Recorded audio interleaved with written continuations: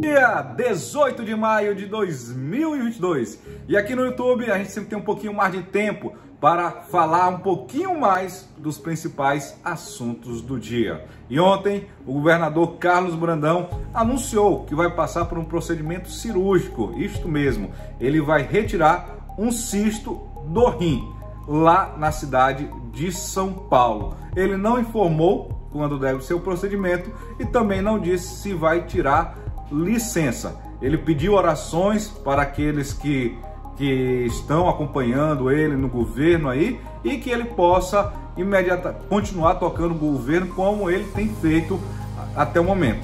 Na opinião dele, o governo está igual uma locomotiva, está em pleno vapor. E ainda falando em política, o deputado federal Josimar de Maranhãozinho revelou que na próxima sexta-feira, aqui em São Luís, ele reúne o grupo político dele, prefeitos e lideranças políticas, para decidir quem eles vão apoiar. Josimar de Maranhãozinho tem conversas abertas com Everton Rocha e com Carlos Brandão.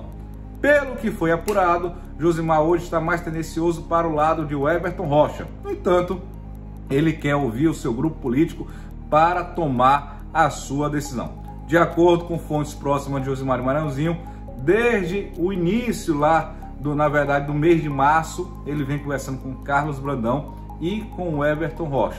Mas hoje eles têm sentido mais segurança na proposta do Everton Rocha. E olha só, hoje o STF, Supremo Tribunal Federal, decide, quer dizer, começa a decidir, que não necessariamente termina hoje, começa a decidir se a lei seca ainda vai existir no Brasil ou não.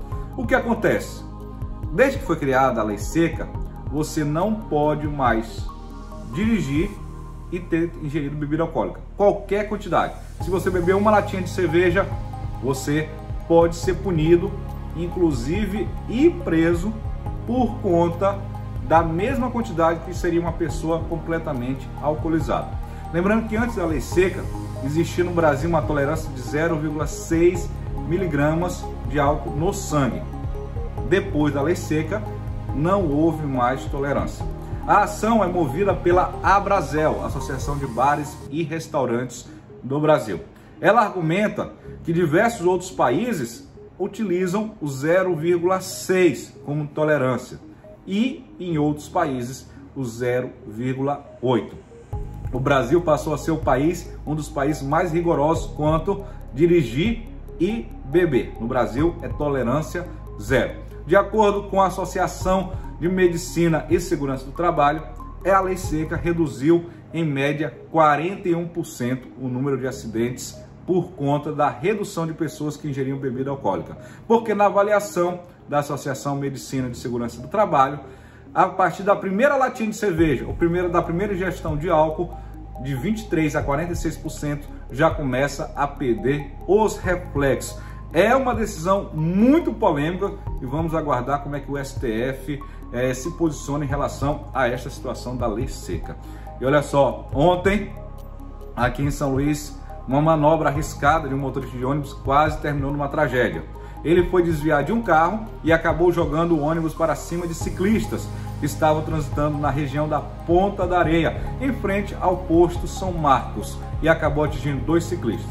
Por sorte, os 2 ciclistas só tiveram ferimentos leves, mas vai ter um protesto aí por parte dos ciclistas, dos grupos de pedal, contra a empresa Primor e, claro, contra todos aqueles que não respeitam os ciclistas em vias públicas. E olha só, a dona do boi de Nina Rodrigues, Concita Braga, abriu o verbo e entrou numa polêmica. Ela disse que vai haver a seleção das Índias para os 30 anos do boi. O boi que é conhecido como as que tem as índias mais bonitas do São João do Maranhão. E ela disse que no grupo de 40 índias que ela tem, pelo menos metade vão cair fora, porque estão feias e gordas e vão ter que se adaptar às roupas que ela já fez. Eu adotei um padrão de roupa, entendeu? Para todas aquelas que forem aprovadas. Nós temos um grupo das oficiais de 40 índias, só que de 40 índias lá, vão cair umas 20, porque estão feias, gordas, não se cuidaram. A fala da Concita Braga ganhou as redes sociais e muita gente criticando a postura. Já outros concordando com Concita Braga, que de fato, para ser índia, tem que ser bonita, afinal não teria como estar desfilando aí no São João do Maranhão. Para fechar, esporte. O Flamengo bateu ontem a Universidade Católica por 3-0 no Maracanã, classificado para a próxima fase, pelo menos por enquanto, espantou a crise. Já o Corinthians segurou um empate heróico em 1-1 com o Boca Juniors lá na Argentina, após ter um jogador expulso e também